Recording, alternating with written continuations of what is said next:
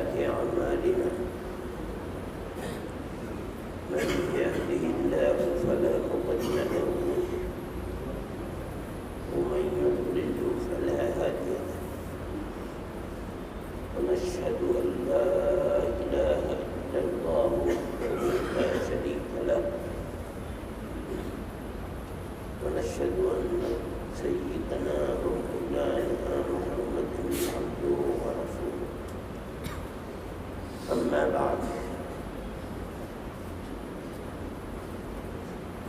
محترم حضرات، اللہ کا احسان ہے، کرم ہے کہ اس نے بجائے 29 راتوں کے اور 29 دنوں کے رحمت کی 30 راتیں اور 30 دنوں سے نوازا۔ یہ بھی اس کا احسان ہے کہ ان دنوں اور راتوں کے اندر روزے رکھنے، قیام لیل، نمازیں پڑھنے اور قرآن کو پڑھنے اور سننے کی توفیق عطا کرنے۔ یہ خاص راتیں خاص طور پر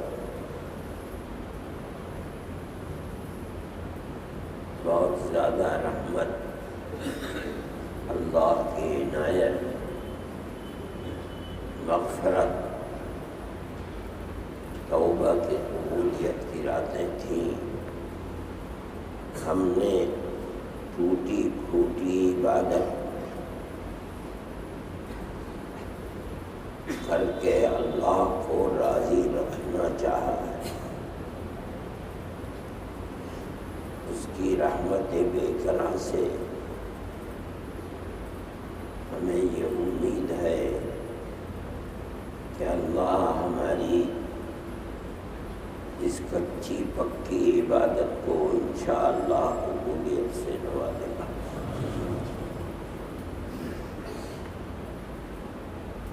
رحمت خداوندی کسی خاص رات یا کسی خاص دن پر محدود نہیں ہے۔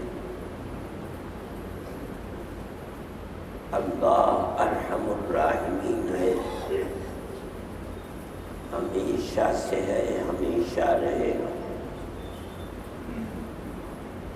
اللہ اپنے بندوں پر کرم کرنے والا ہے، ہمیشہ سے ہے، ہمیشہ رہے گا۔ توبہ کو قبول کرنے والا ہے، گناہوں کی مغفرت کرنے والا ہے، اپنے بندوں سے محبت رکھنے والا ہے۔ اس کی تمام صفات جس طرح وہ خود ہمیشہ سے ہے، ہمیشہ رہنے والا ہے، یہ صفات بھی اس کی ہمیشہ سے ہیں، ہمیشہ رہنے والا ہے۔ یہ نہیں ہے کہ رمضان کی راتیں اور دن گزر گئے تو رحمت خداوندی بھی ختم ہو گئی۔ نہیں، وہ تو ہمیشہ سے رحیم ہے، آج بھی رحیم ہے، کل بھی رحیم تھا اور آنے والی کل میں بھی رحیم ہی رہے گا۔ لیکن کچھ دن اور کچھ رات اور اسی طرح کچھ وقت اور کچھ جگہ اس کی خاص رحمت کے دن، خاص رحمت کے وقت اور خاص رحمت کی جگہ، جس طرح ہمیں اس مسجد میں نماز پڑھنے کا ثواب ایک نماز کا ملتا ہے، اگر ہم یہی نماز بیت المقدس میں پڑھیں تو 500 نمازوں کا ثواب ملتا ہے۔ اگر ہم یہی نماز مدینہ منورہ میں اللہ توفیق دے وہاں کے حرم میں پڑھیں تو اس جگہ کی خصوصیت یہ ہے کہ 1000 نمازوں کا ثواب ملتا ہے۔ یہی نماز اگر ہمیں خدا توفیق دے دے اور ہم مکہ معظمہ کے حرم میں پڑھیں تو ہمیں ایک نماز کا ثواب 1,00,000 نمازوں کا ثواب ملتا ہے۔ یہ جگہ کی خصوصیت ہے۔ بالکل اسی طرح کچھ اوقات، کچھ دنوں، کچھ راتوں کی خصوصیت ہے۔ رمضان کے دن اور رات اسی طرح کے اوقات، اسی طرح کے وقت ہیں کہ ان رات اور دنوں میں اللہ کی رحمت کو جوش ملتا ہے۔ رحمت کا دریا بہہ رہا ہوتا ہے۔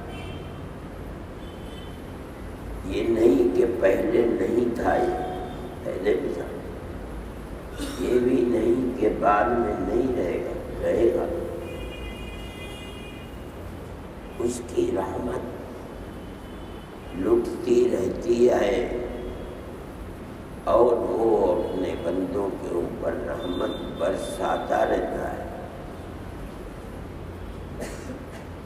یہ نہیں ہے کہ رمضان ہی کی آخر راتوں میں وہ عرش و کرسی سے اتر کر سمائے دنیا پر آتا ہے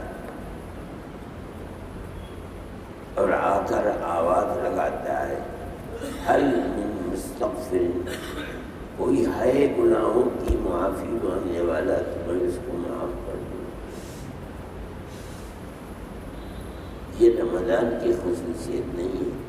ہر رات میں اخیر حصے میں وہ اترتا ہے، یعنی اس کی رحمت اپنے بندوں سے قریب ہو جاتی ہے اور وہ آواز لگاتا ہے۔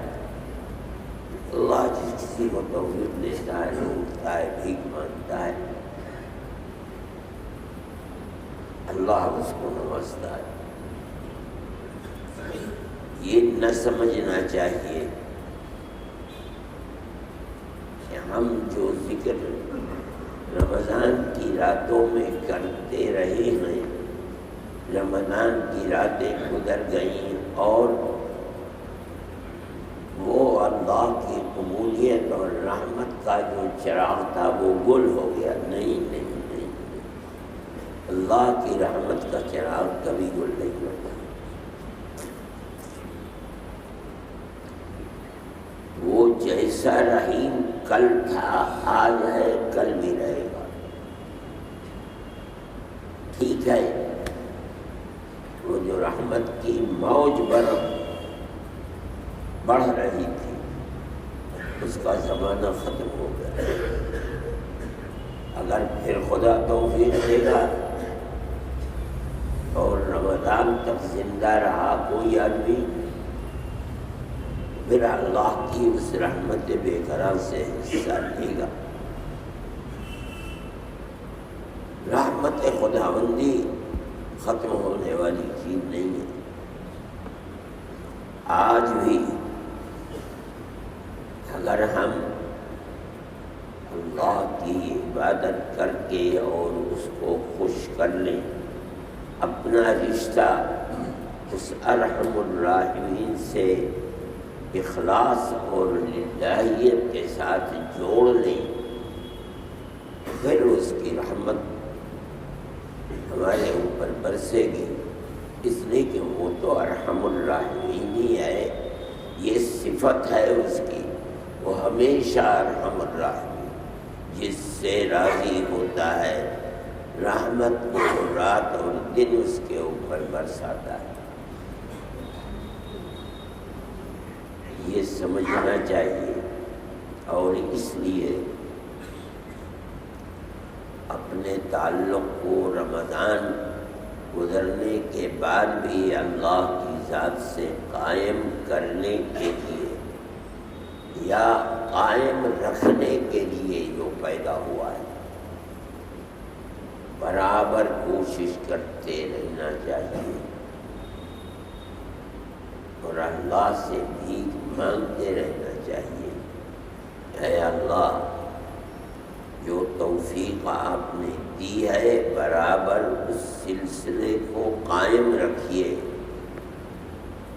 ٹوٹنے نہ پائے، اپنی محبت عطا فرمائیے اور برابر ذکر کے اندر لگے رہنا چاہیے۔ اگر خدا نخواستہ ذکر کا سلسلہ باقی نہ رہا تو اس میں شبہ ہو جائے گا کہ جو رمضان میں کیا ہے وہ قبول ہوا یا نہیں ہوا۔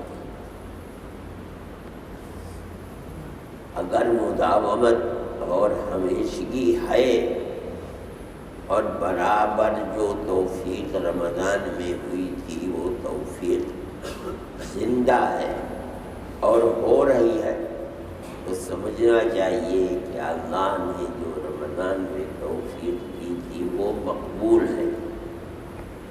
اسی لیے رمضان گزرنے کے بعد بھی اس سلسلے توفیق کو توڑا نہیں گیا۔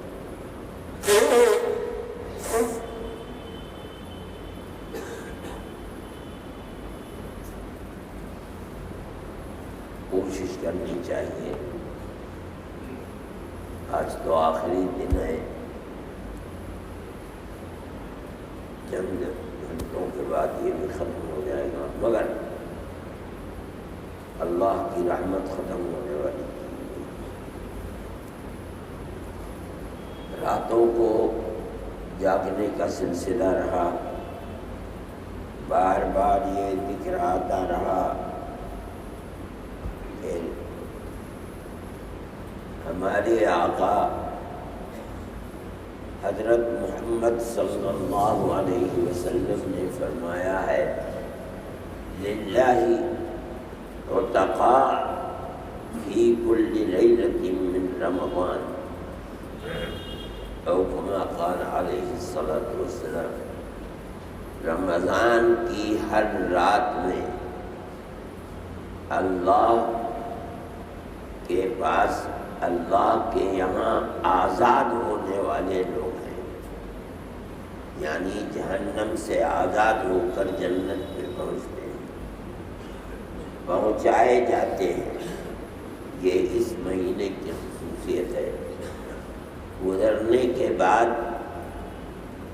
ہر رات میں یہ سلسلہ نہیں رہتا، لیکن رحمت اس کی باقی ہے، بلکہ اللہ کے نبی کا یہ قول بھی منقول ہے کہ آپ نے فرمایا کہ رمضان کی 30 راتوں میں یا 29 راتوں میں جتنے گناہ گاروں کو اللہ آزاد کرتا ہے، تنہا عید کی ایک رات میں اتنے گناہ گاروں کو جہنم سے آزاد کر دیتا ہے۔ اس لیے کہ مزدوری کرنے والے کو مزدوری کام پورا کرنے کے بعد ملتی ہے۔ تمہیں صبح سے لے کر 5 بجے تک کام کرنا ہے، 5 بجے اس کے ہاتھ پر مزدوری لے۔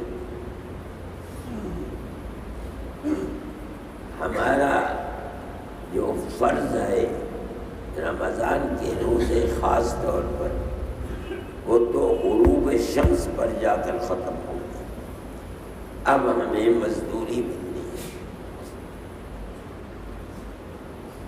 یعنی ہم نے بھوک اور پیاس کو صرف اور صرف اللہ کی رضا کے لیے برداشت کیا گزارا، وہ آج ختم ہوگا، اس کے بعد پھر رمضان کی رات ہے نہیں، ہمیں مزدوری کب ملے گی؟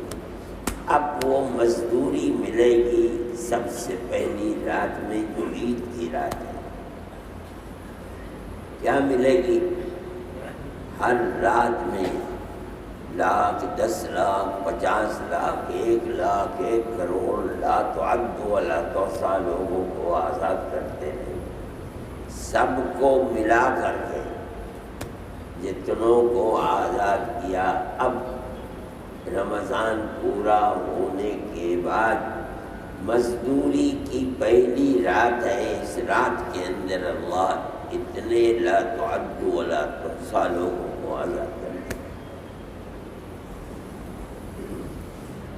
خدا کرے ہمارا بھی نام ان کے اندر ہو، ہمارے بزرگوں کا نام بھی اس کے اندر ہو، ہماری آنے والی نسلوں اور اولادوں کا نام بھی اس کے اندر ہو۔ اس رات کا بھی اہتمام کرنا چاہیے، اٹھنا چاہیے، نمازیں پڑھنی چاہیے، دعا کرنی چاہیے کہ اے اللہ اس کو ہمارے لیے مغفرت کا ذریعہ بنا دیجیے اور ہمیں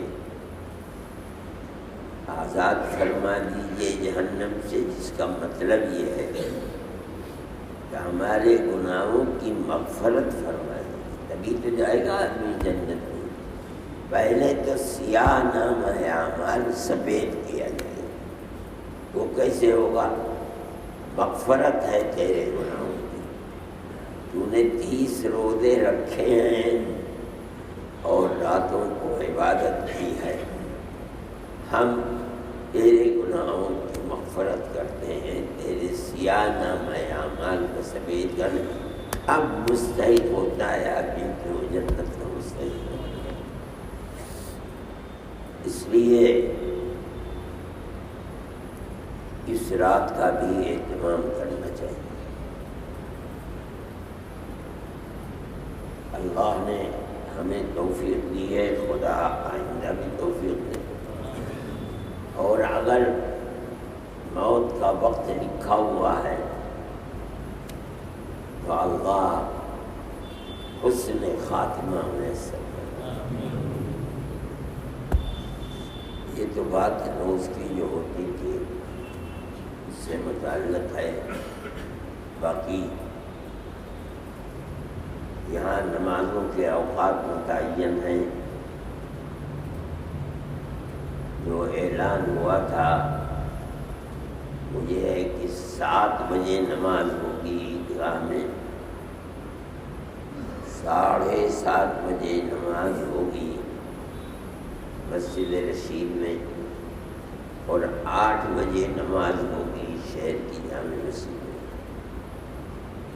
لیکن کچھ مہمان ہیں یہاں بھی اور وہاں بھی جو 8 بجے کی گاڑی سے جانے والے ہیں، اس لیے مسجد مدرسے والوں نے یہ طے کیا ہے، ان سے درخواست کی گئی تھی کہ یہاں مسجد قدیم میں، یہ جو سامنے مسجد ہے، اس میں 6:30 بجے نماز سب سے پہلے۔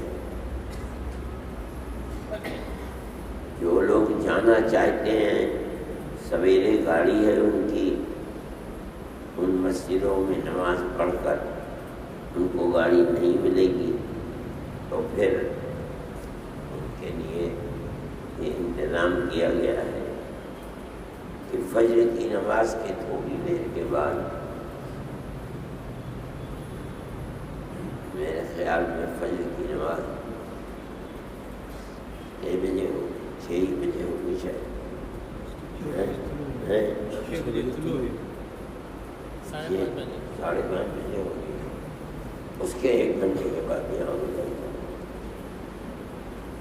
بہرحال آپ حضرات نے جو عبادت کی ہے، مقصد یہ تھا کہ اس سلسلے کو کوشش کیجیے کہ وہ قائم رہے، اور اللہ ہماری جو بھی اس نے توفیق دی ہے اس کو شرف قبولیت سے نوازے اور اپنی محبت عطا فرمائے۔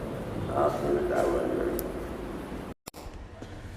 Thanks for watching. Don't forget to like, comment, share and subscribe to Al Wahid channel.